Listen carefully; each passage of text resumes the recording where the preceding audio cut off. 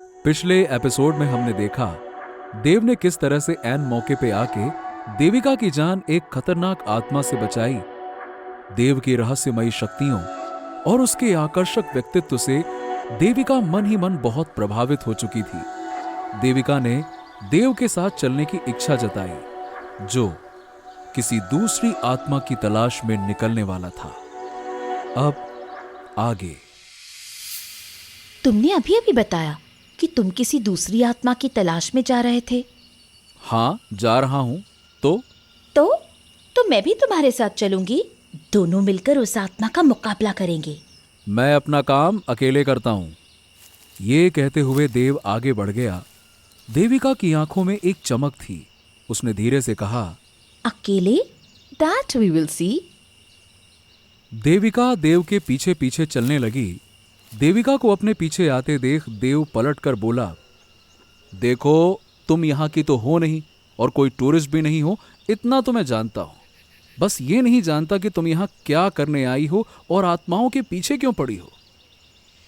वैसे मेरी सलाह यही है कि तुम यहां से चुपचाप लौट जाओ। यहां बहुत खतरा है और ये तो तुम देख ही चुकी हो। तुम लकी थी कि मैं वहां पे आ गया, वरना तुम। वरना क्या हो जाता? मुझे मर जाती। देव उसे अनपढ़ी निगाहों से देखता है। उसे समझ नहीं आता कि वो इसका क्या जवाब दे। ओफो, देखो, मैं तुम्हें छोड़ देता हूं किसी सेफ जगह पर और तुम्हें अब चुपचाप अपने घर लौट जाना चाहिए। लेकिन देविका के मन में कुछ और ही चल रहा था।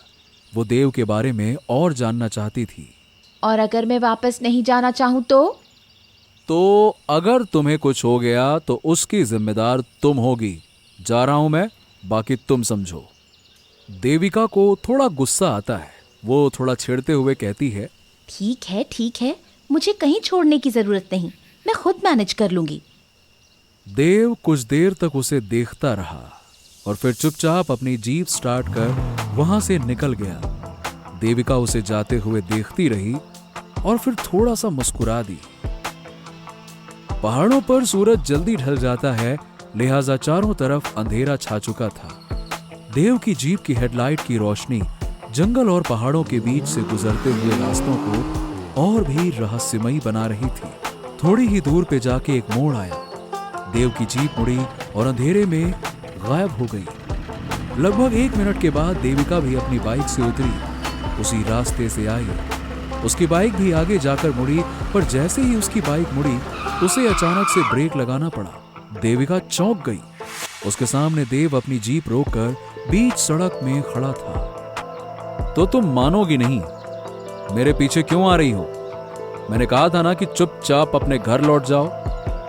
देविका ने मुस्कुराते हुए कहा, देखो, क्या है कि मैं बचपन से ही बहुत जिद्दी हूँ। अब जो मैंने कह दिया कि मैं तुम्हारे साथ चलूंगी, तो समझ लो कि मैं तुम्हारे साथ आ रही हूँ।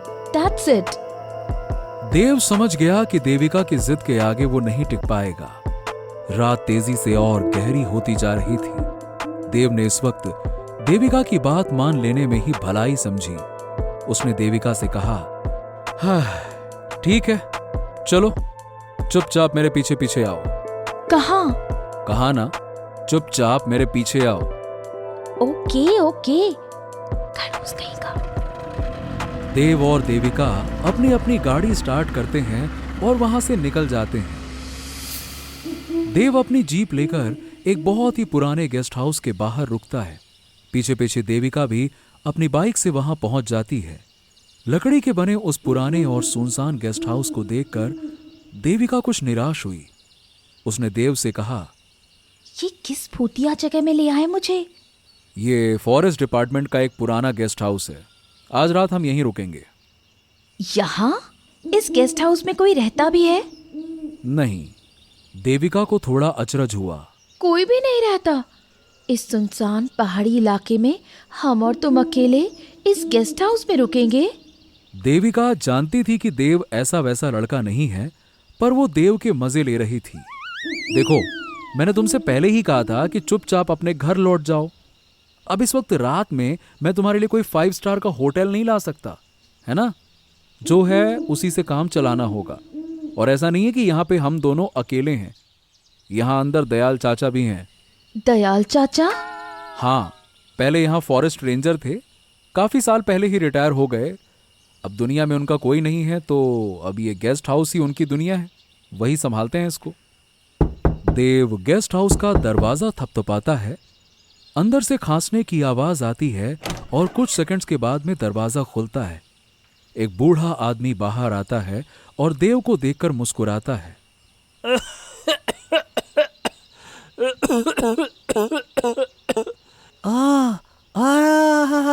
अरे भाई देव, कितने दिन से मैं तुम्हारा इंतजार कर रहा था।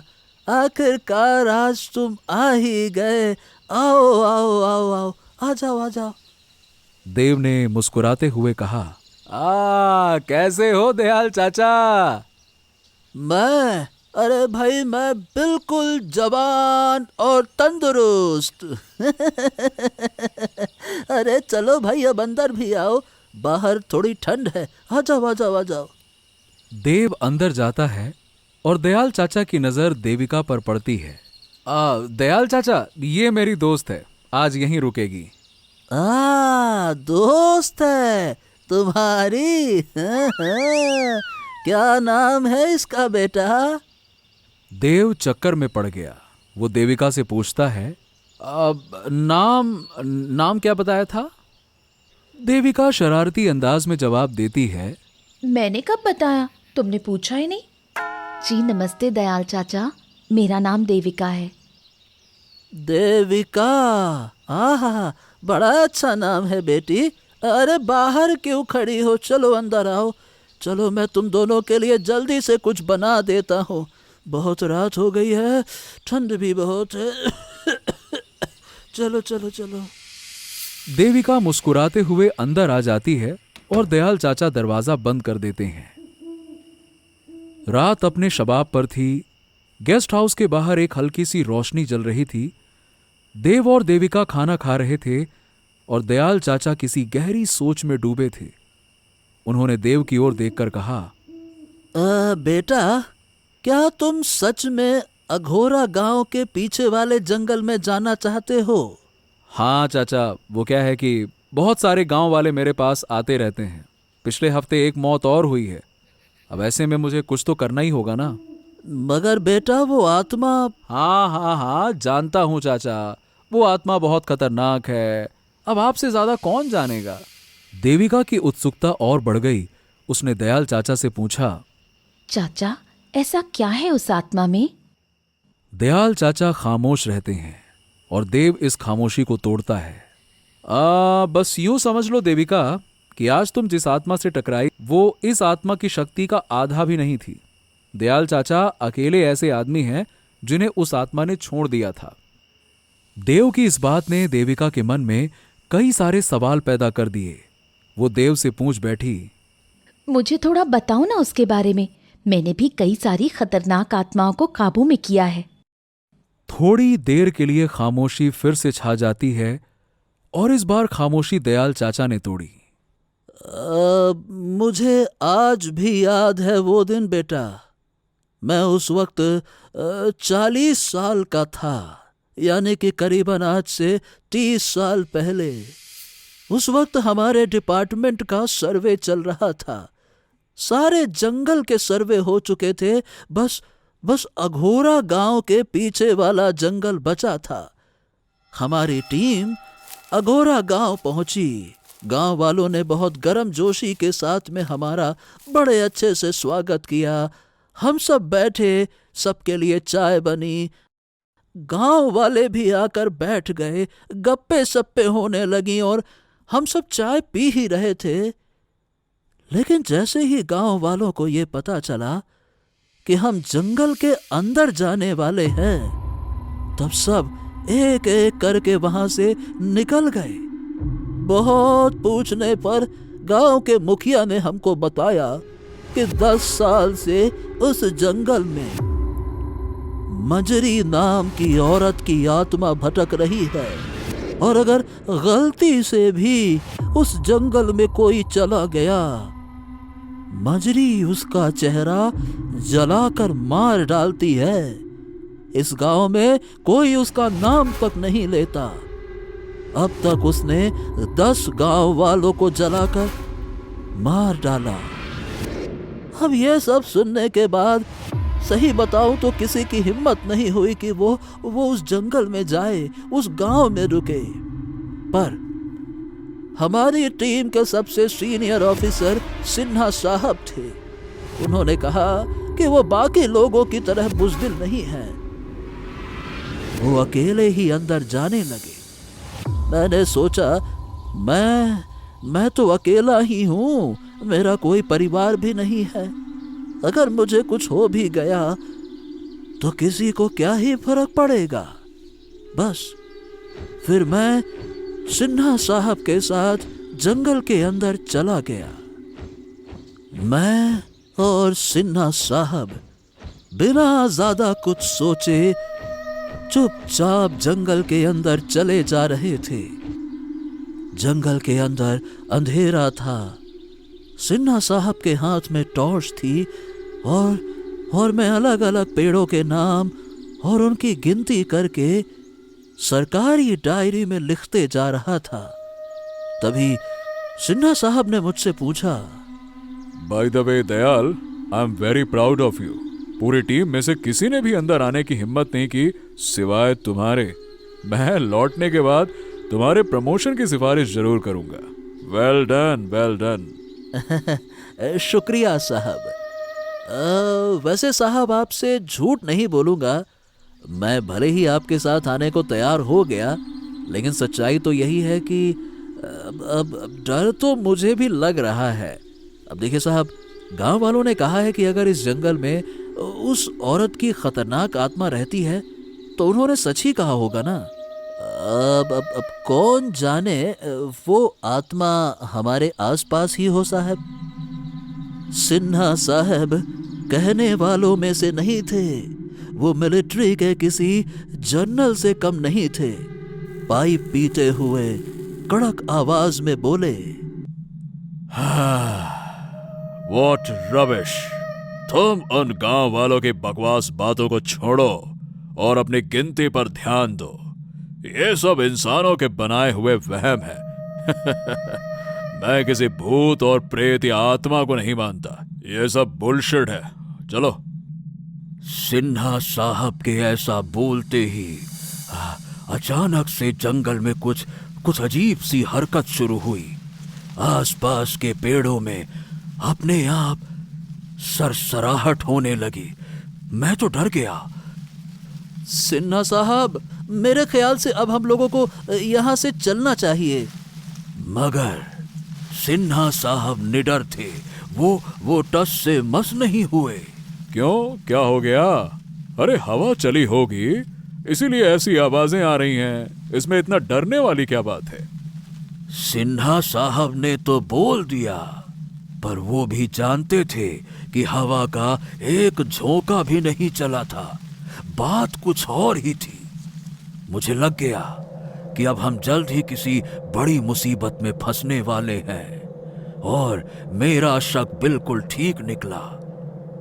सारे पेड़ अपने आप जोर जोर से खड़खड़ाने लगे, जबकि हवा बिल्कुल भी नहीं चल रही थी।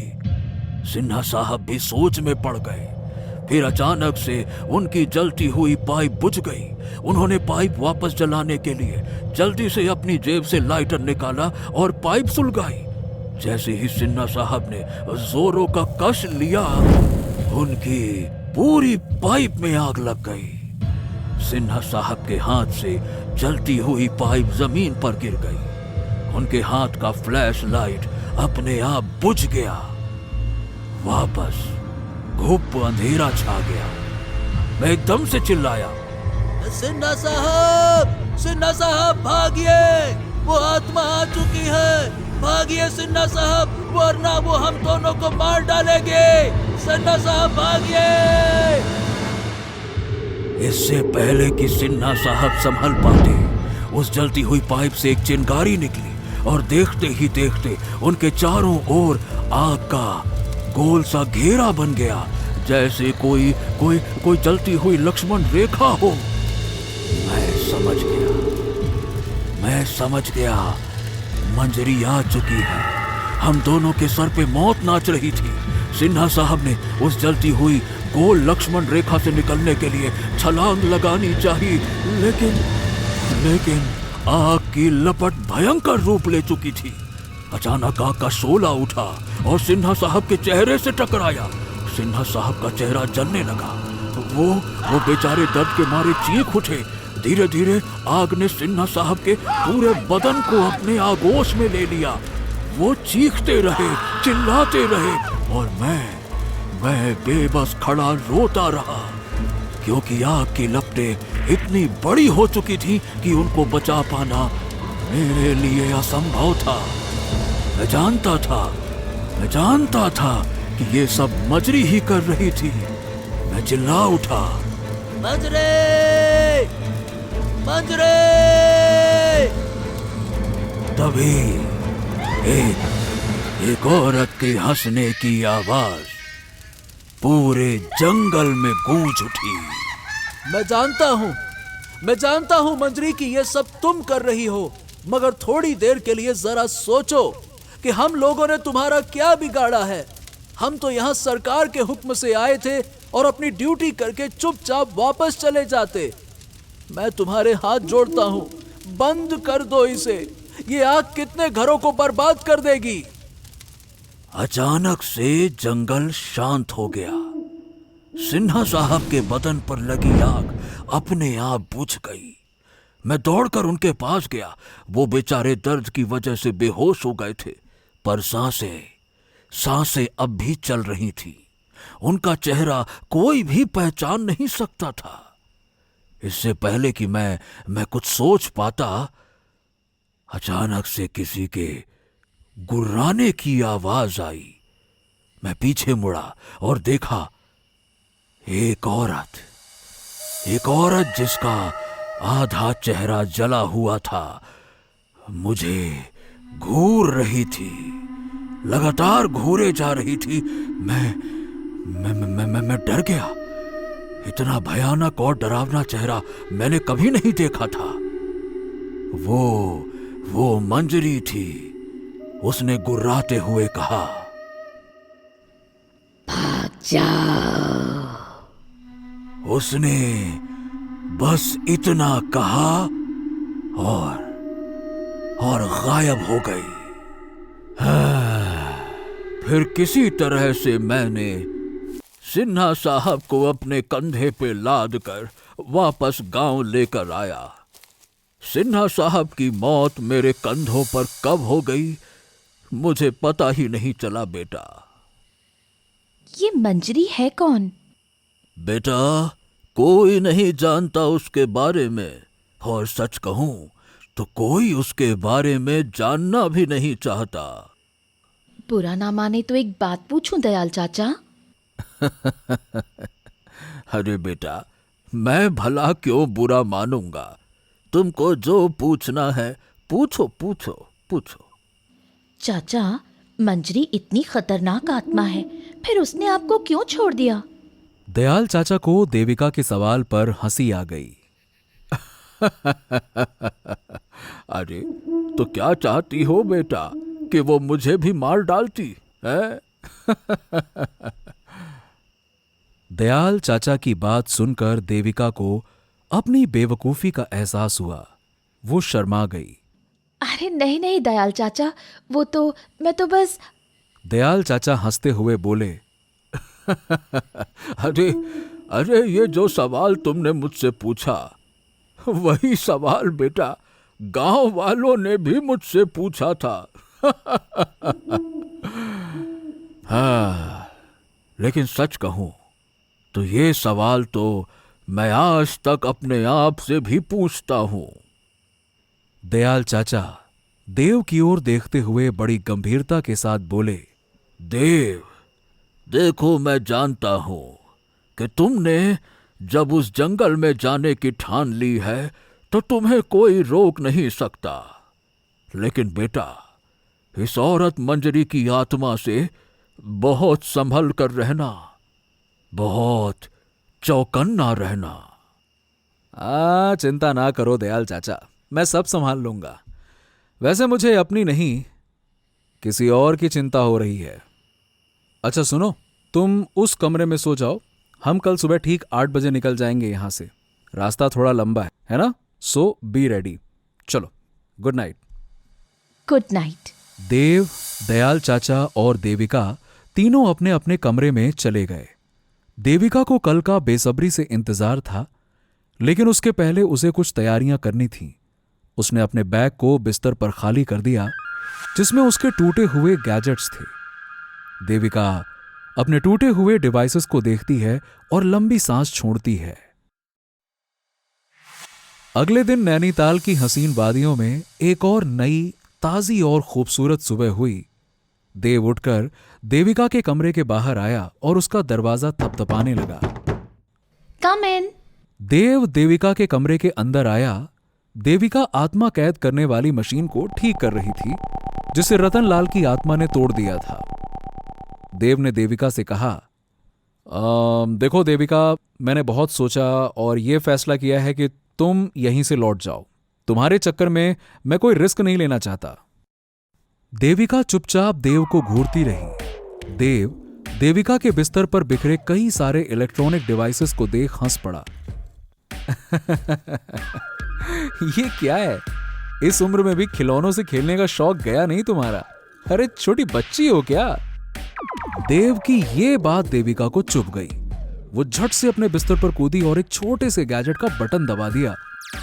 देविका के बटन दबाते ही उस गैजेट से गोल गोल घूमती हुई तरंगे निकली और देव के शरीर से टकराई। देव झटका खाकर दूर जाकर गिर गया। देव दर्द से करा उठा। ओह, आउच! ये क्या था? तुम पागल वागल हो क्या? तुम्हारा दिमाग तो ठीक है? ईएमसी मशीन का वेव अटैक था ये। इंसान ही नहीं, आत्मा को भी चोट लगती है इससे। सालों की रिसर्च के बाद इसे मैंने खुद बनाया है। तो बताओगे नहीं कि कैसा लगा मेरा एक खिलौना? देव को समझ में आ गया कि उसने देविका को कम आंक कर उसने बहुत बड़ी गलती की है। उसने धीरे से देविका से कहा, हाँ हाँ ठीक है, चलो देर हो रही है, जल्दी से तैयार होके आ जाओ। हम 10 मिनट में निकलेंगे यहां से। देव कमरे के बाहर निकल गया और देविका खुशी से चहक उठी। यस! देविका और देव जीप में बैठ गए। दयाल चाचा उन दोनों के पास आए और बोले, देव बेटा, अगर मंजरी को तुम लोगों ने काबू कर लिया तो उससे ये जरूर पूछना कि उसने मुझे क्यों छोड़ दिया था। जरूर चाचा। ठीक है, हम निकलते हैं और आप अपना ख्याल रखना। हाँ, तुम दोनों भी अपना ख्याल रखना। भगवान तुम दोनों की रक्षा करे। जाओ जाओ। ओके, बाय बाय चाचा। बाय बाय चाचा। जीप घुमावदार सड़कों पर चली जा रही थी। देव और देविका दोनों ही खामोश थे। सिर्फ इंजन और हवा की आवाज सुनाई दे रही थी। देव एक हाथ से अपनी छाती सहलाता है। देविका ने साइड मिरर से यह नोटिस किया और देविका को देव पर वेव अटैक का अब बुरा लग रहा था। उसने देव से कहा, तुम ठीक हो? हाँ। सॉरी। It's okay. कुछ देर के लिए दोनों फिर से खामोश हो गए। फिर देव ने अपना मुंह खोला। Actually I am sorry Devika, मुझे तुम्हें इतना अंडर एस्टिमेट नहीं करना चाहिए था। I am sorry. कोई बात नहीं, भूल जाओ। देव एक छोटी सी मुस्कान के साथ पूछता है, एक सवाल पूछूं देविका? पूछो। ये गैजेट्स, ये अजीब अजीब सी मशीन्स, इतनी टेक्नोलॉजी, ये सब तुमने कहां से सीखा? देविका एक पल के लिए चुप रहती है और फिर धीरे से बोलती है, बचपन से ही मुझे कंप्यूटर्स, रोबोट्स वगैरह पसंद थे। गांव में हमारी एक खानदानी हवेली थी, पर मुझे पढ़ाने के लिए पापा ने शहर में किराए का एक घर लिया। मैं, मम्मी और पापा उसी किराए के घर में रहते थे। मुझे स्कॉलरशिप मिली और मैं जर्मनी चली गई। मम्मी पापा वापस गांव में अपनी पुरानी हवेली में चले आए। फिर एक दिन सुबह जब काम करने वाली हवेली में आई तो दोनों ने फांसी लगाकर आत्महत्या कर ली थी। सब कहते थे कि उस हवेली में कोई आत्मा रहती है।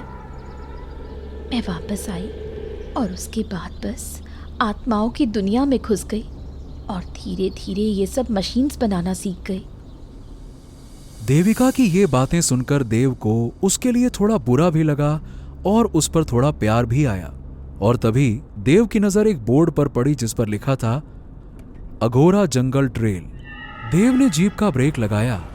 वैसे देव देविका के बारे में और भी बहुत कुछ जानना चाहता था, लेकिन उस वक्त दोनों की मंजिल आ चुकी थी। तो देविका सुनो, तुम्हें बहुत केयरफुल रहना है। बस एक ही रिक्वेस्ट है मेरी तुमसे, तुम मेरे पीछे पीछे ही रहना। Got it? Okay? Okay Dev, don't worry, I will be careful, we will be a team. दोनों जीप से उतरकर जंगल के अंदर चले गए। देव और देविका पेड़ों के बीच से सावधानी से गुजरते हैं। जंगल में सब कुछ थमा हुआ था, एकदम शांत। उन दोनों के हर कदम की आवाज साफ साफ दूर तक सुनाई दे रही थी। देव आगे आगे चल रहा था और देविका उसके पीछे चलते हुए लगातार अपने गैजेट चेक कर रही थी। अचानक से एक मशीन का रेड बटन ब्लिंक करने लगता है और देविका चिल्ला उठती है, हे भगवान! देव देव, वो तो अचानक से यहाँ आ गई। वो हमारे आसपास ही है। तुम। इससे पहले कि देव पीछे मुड़कर देविका की पूरी बात सुन पाता, अचानक से देव को जोर का धक्का लगता है और वो हवा में उड़कर दूर जा गिरता है। देव और देविका दोनों ही अचानक से हुए इस हमले के लिए बिल्कुल तैयार नहीं थे। और फिर अचानक मंजरी के हंसने की आवाज चारों ओर गूंज उठती है।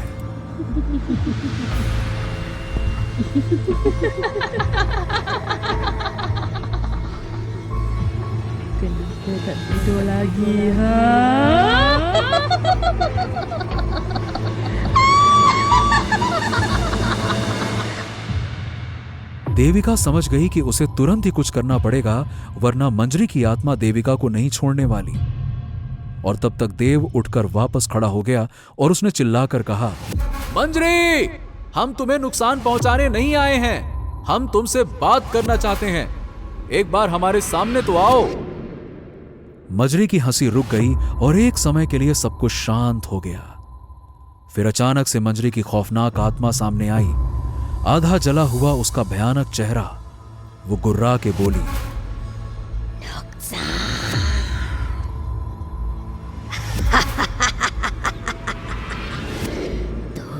मुझे नुकसान पहुंचाएगा। तुम्हारे जैसे मर्दों को जलाकर मारने के लिए ही तो भटक रही हूं मैं। ये कहते ही मंजरी ने देव की ओर अपना हाथ झटका और अचानक से देव के चारों ओर एक आग का घेरा बन गया। देव आग की लपटों से घिर गया और वो चिल्लाया, रुक जाओ मंजरी, तुम बहुत बड़ी गलती कर रही हो, रुक जाओ। मंजरी का पूरा ध्यान देव पर था और देविका के पास में यही मौका था। वो चुपके से मंजरी की आत्मा के पीछे गई और अपनी ईएमसी मशीन से उस पर वैसा ही वेव अटैक किया जैसा उसने देव पर होटल में किया था। पर इस बार देविका का वार बहुत शक्तिशाली था। मशीन से गोल गोल घूमती हुई किरणें निकली और मंजरी की आत्मा से जोर से टकराई। मंजरी की आत्मा धक्का खाकर वहीं गिर गई। इससे पहले कि वो संभल पाती, देविका ने तुरंत अपना दूसरा हमला किया और उसे खींचकर अपने घोस्ट बॉक्स में कैद कर लिया। मंजरी की आत्मा के घोस्ट बॉक्स में कैद होते ही देव के चारों ओर लगी आग अपने आप बुझ गई। देविका के जान में जान आई और वो दौड़कर देव के पास गई। तुम ठीक हो? हाँ, मैं बिल्कुल ठीक हूं। देविका, मंजरी की आत्मा को मुक्त करना जरूरी है। मेरे ख्याल है कि तुम्हें उससे बात करनी चाहिए। देविका ने अपना सिर हिलाया और मंजरी की आत्मा के पास गई, जो कि बॉक्स के अंदर छटपटा रही थी। मंजरी, 1 मिनट के लिए प्लीज शांत हो जाओ। एक औरत की आवाज सुनकर मंजरी किसी छोटी बच्ची की तरह एकदम से शांत हो जाती है। देखो मंजरी, एक औरत होने के नाते मुझे जाने क्यों अंदर से लग रहा है कि तुम पर कोई बहुत बड़ा जुल्म हुआ है। प्लीज अपनी कहानी हमें बताओ ताकि हम तुम्हारी मदद कर सकें और तुम्हें मुक्ति दिला सकें। कुछ देर तक चुप रहने के बाद मंजरी ने अपना मुंह खोला। सिर्फ 20 साल की थी मैं, गांव की सबसे सुंदर लड़की। यहाँ से थोड़ी दूर पर ही मेरा गांव है, बहुत ही सुंदर और प्यारा सा गांव। गांव से थोड़ी दूर पर हमारा कॉलेज था। मुझे पढ़ने का शौक था इसलिए मैं रोज साइकिल से कॉलेज जाती थी। सब कुछ ठीक ठाक चल रहा था। एक दिन गांव के मुखिया का लड़का सालों बाद शहर से वापस आया। जब मैं कॉलेज जा रही थी उसी वक्त उसकी नजर मुझ पर पड़ गई। गांव में सभी जानते थे कि मुखिया के लड़के का चाल चलन ठीक नहीं है और वो सबसे झगड़ा और लड़ाई भी करता रहता था। इसलिए मुखिया ने उसे सालों पहले शहर भेज दिया था। मुझे देखने के बाद उसने मुझसे शादी करने की जिद अपने पापा से कर दी। उसकी जिद के कारण मुखिया ने मेरे पिताजी से रिश्ते की बात की। मेरे पिताजी ने फौरन ना कर दी। वो मुझसे बहुत प्यार करते थे। वो जानते थे कि मुखिया का बेटा एक गुंडा और मवाली है। मुखिया ने मेरे पिताजी की बात मान ली और अपने बेटे से कहा कि वो मुझे भूल जाए। मगर इस इनकार से उसके मर्द होने के अहम को ठेस पहुंच चुकी थी। उसने मुझसे बदला लेने का फैसला किया। इसी जंगल के पास से गुजरते हुए एक दिन जब मैं कॉलेज जा रही थी तब अचानक उसने मुझ पर हमला कर दिया। मेरे मुंह पर पट्टी बांधकर मुझे जानवरों की तरह घसीटते हुए यहाँ ले आया। उसने मुझे जोर जोर से मारा और चिल्लाता रहा कि तुझे अपनी खूबसूरती पर बहुत घमंड है ना। तेरी हिम्मत कैसे हुई मुझे ना करने की। इसके बाद उसने मेरे चेहरे पर तेजाब उड़ेल दिया। मैं दर्द से चीख उठी। मेरा आधा चेहरा जल गया। मैं दर्द से इतना तड़पी कि मेरी चीख कोसों दूर तक सुनाई दे रही थी।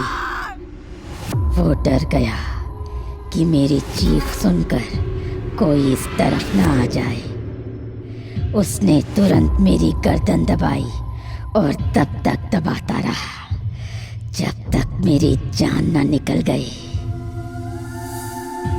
देविका और देव दोनों ही इस दर्दनाक कहानी को सुनकर बेहद दुखी थे। देविका मंजरी की आत्मा के पास आई।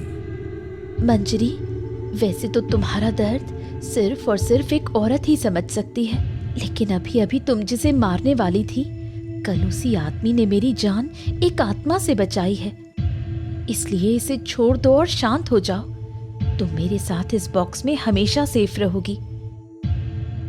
सदियों बाद मंजरी की आत्मा मुस्कुरा उठी।